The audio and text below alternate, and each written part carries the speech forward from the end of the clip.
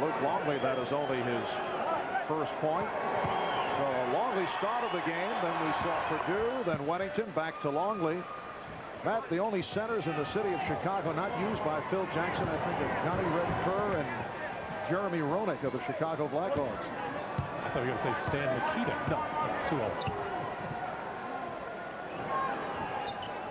What a good pickup on your part.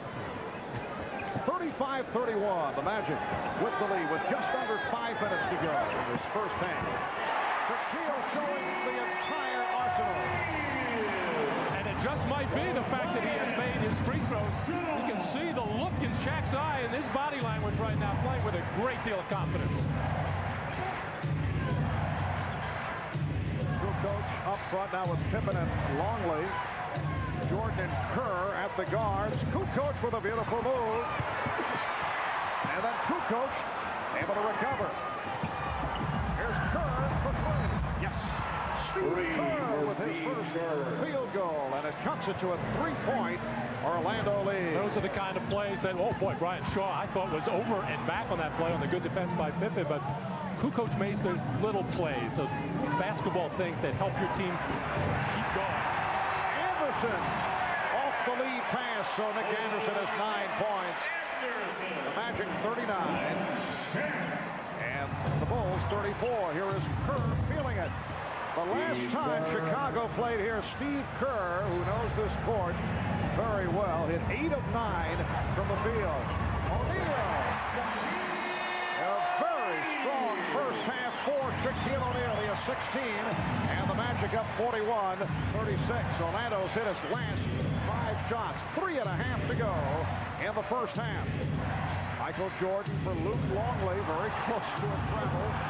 They have gotten away with it. This is what I mean when the offense slows down, the ball stays in one person's hands.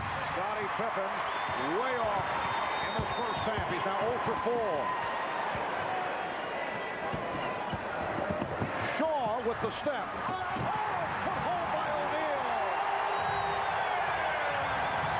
Shaquille has taken over.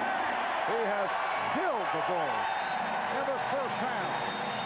And Phil Jackson wants a timeout with 2:58 to go in the half.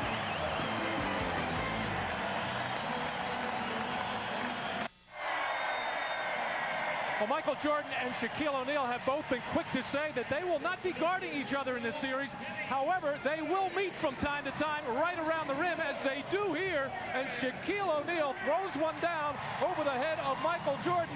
And Shaq said, hey, I just dunked on Michael Jordan.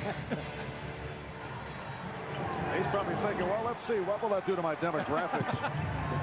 18 points, 8 rebounds for Shaquille O'Neal. 7-point Magic lead. It's their biggest lead of the game. Here is Longley. Kukoc on the rebound. Longley played by Grant, and Longley able to take advantage of the several inches he has on Horace Grant. 43-38. It's Orlando with a 5-point lead. A conservative move here by Brian Hill, taking Shaquille O'Neal out. He does have 2 personal fouls, but a very small team on the floor for Orlando. Yes, Grant, Royal, Anderson, Hardaway, and Scott now on the floor. Hardaway. And rebounded by Kukoc. Lost it and recovered by Longley. Knocked aside and out of bounds by Horace Grant.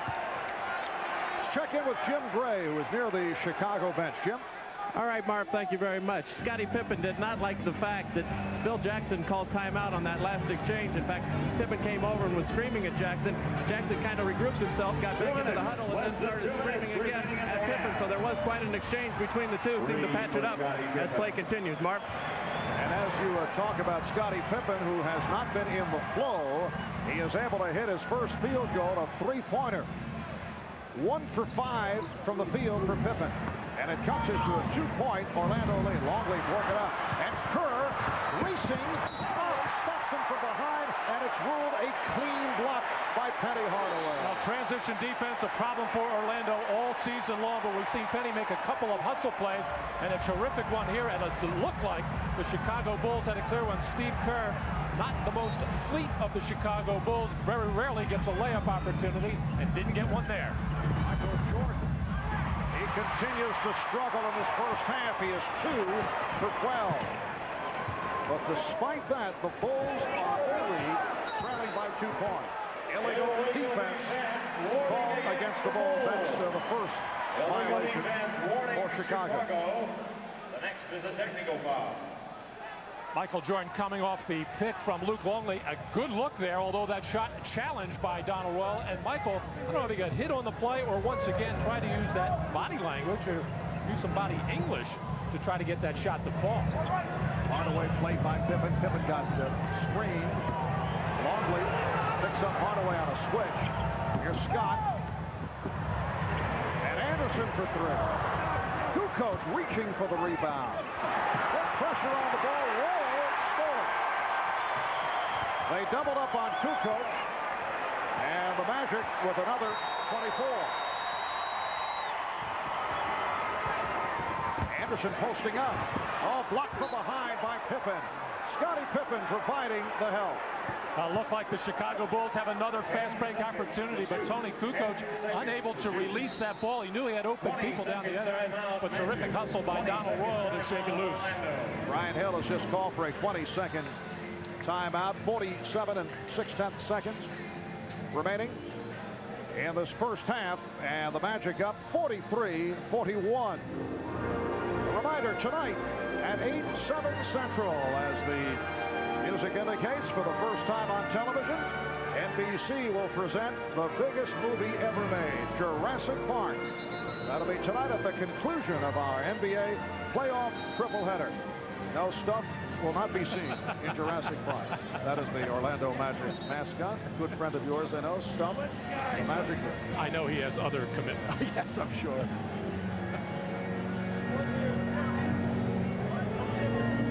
What a day of NBA playoff basketball, beginning with the Knicks and Indiana in that improbable conclusion, followed by the defending NBA champion Houston Rockets knocking off Utah for the second time in Salt Lake City. So Houston will advance to go up against the Phoenix Suns.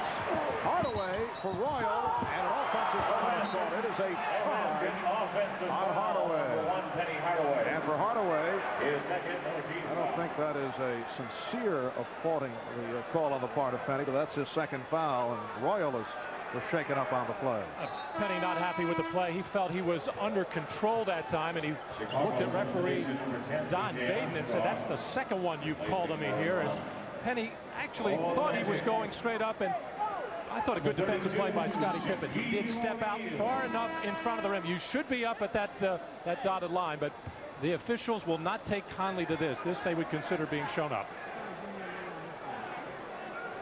Michael Jordan is 2 for 12 in this first half. He has missed his last 4 shots. And you go back to Thursday night in the game against Charlotte, Jordan is 7 for his last 30. And we mentioned earlier that he's bothered by the bruised bone in a shooting hand. I don't know if that's the reason, because he really has not lit it up since the return. He's had maybe 3 or 4 really good shooting games, although he certainly made a major contribution. The Chicago Bulls winning 13 of the last 17 when Jordan returned. The ball back to Chicago. Dennis Scott could not handle it.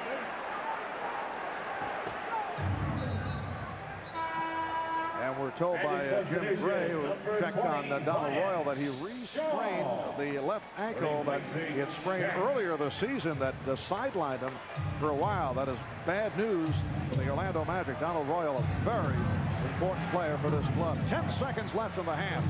The Magic up by 2. Good coach. Off the dribble for Jordan. And here is Jordan going to the drive, and he's tied the game at 43. Final seconds. Hardaway from center court. Oh, just off to the left side. So at the half of game 1 of this best of 7, the Orlando Magic and the Chicago Bulls are tied at 43. Shaquille O'Neal, 18 points, 8 rebounds. Michael Jordan, 3 for 13 from the field. 8 points. He was able to hit his third bucket right here. Shaquille O'Neal taken out of the game again to be protected for fouls in the closing seconds of the second quarter, and Michael Jordan takes advantage of it as Penny Hardaway had this thing measured, all lined up. He thought he had it down. Coming up in a moment.